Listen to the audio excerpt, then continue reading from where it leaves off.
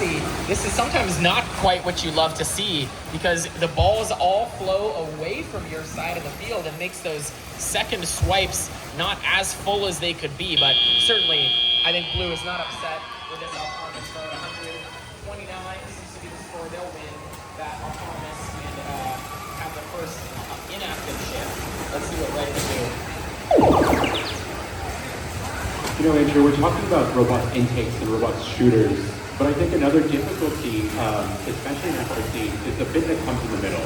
Indexing your balls, getting that fuel between the intake into the shooter. This is something I think my team struggled with when I was a student 10 years ago. We were bad at doing integration testing. We would build fantastic intakes, we would build fantastic shooters, and then we slap the two together and the just work together.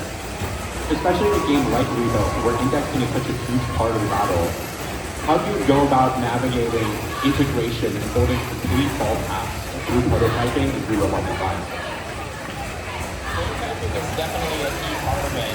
I think that was an advantage that 254 had this year is that we had that experience back in 2017 when we had done a lot of prototyping on the fuel from that year.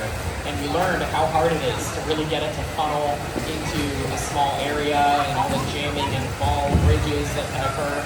So that was one reason why we went with the no funnel strategy at all and just have a wide shooter and shoot the whole stream as a big sheet. I think another challenge with any robot architecture is always the subsystem integration and the handoffs from a game object to another game object. And so that's why, from a game object from one subsystem to another, I should say. So, oh man, this is a great score that Blue Alliance is putting up here. Like, they're going to break 400 for sure. Let's see if we can get 500. They're facing some defense, but are powering. One of my favorite robots, my eyes are glued on 69, 62 on Atari's. One of the few corner bias turrets of the competition. Somewhat popular architecture we've seen at DCMPs and at champs outside of the traditional die rotor turrets. And 692, if I'm not mistaken, indexing using a spindexer, which is like a spinning code in the center of the robot that's a little bit grippy, forcing the fuel into the corner and underneath that turret. You can see just how consistent, how well that works as fuel streams into the